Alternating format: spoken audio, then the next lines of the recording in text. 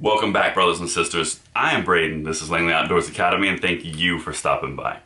All right, guys, today we've got some content that I'm excited to bring you. So let me know what you guys think in the comments field below, and this is a really good one to share out because it really shows where the Second Amendment movement is going, but also shows where the populace is going, because this is important.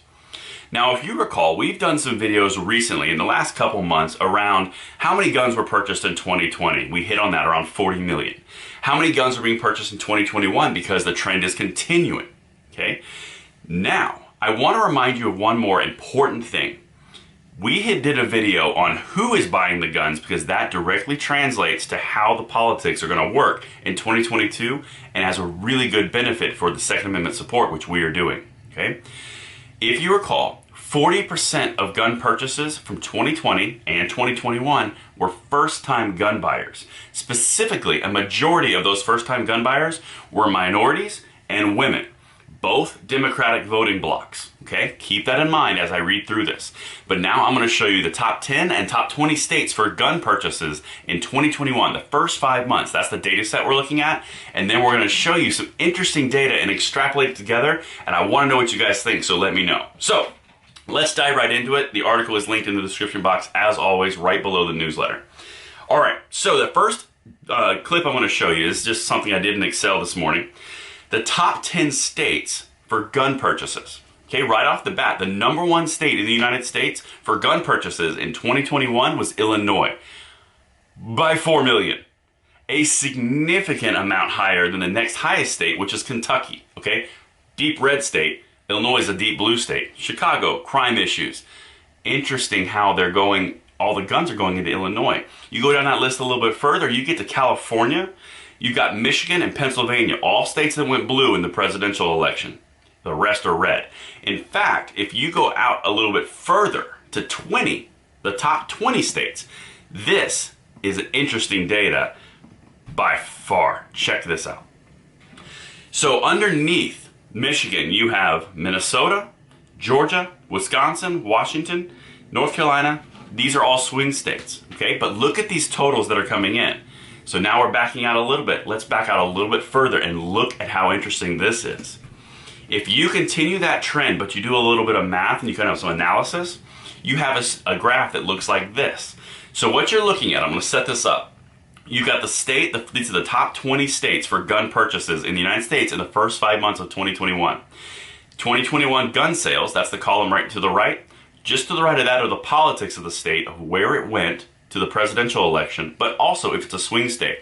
The first thing I want to bring your attention to is if you look at the column of swing state, you've got 1, 2, 3, 4, 5, 6, 7, 8 states in the top 20 of gun purchases were swing states so far. That's before more data is brought in. The next column is the 40% first-time gun buyers. So what I've done here is I've taken 40% of the 2021 gun sales, and that's the number that you're looking at. I'm going to explain why I did that in a second.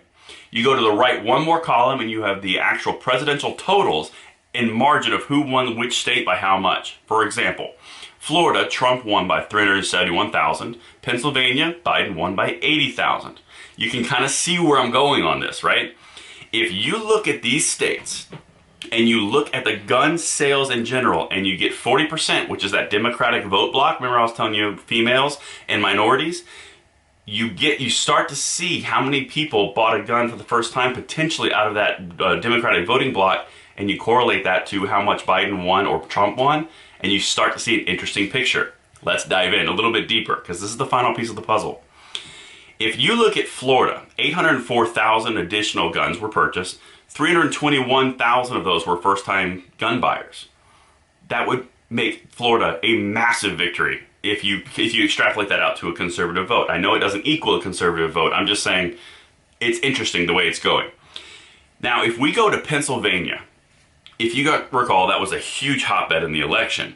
80,000 votes are what determined Pennsylvania. If you take this 40% number to the left column, 265,000 people were first-time gun buyers versus 80,000 who made Biden president. You see what I'm doing now? This has an impact, guys, and everything that you're doing is important, especially when it's going towards 2022 in the midterms. If you look at the next swing state, Michigan, Biden won by 154,000. 191,000 people were first-time gun buyers. If you keep going down, Minnesota, he won by 233,000. Biden, 174,000. So that might not make that big of a difference, but does make a dent. If you go to Georgia, my home state, Biden won by 11,779 votes.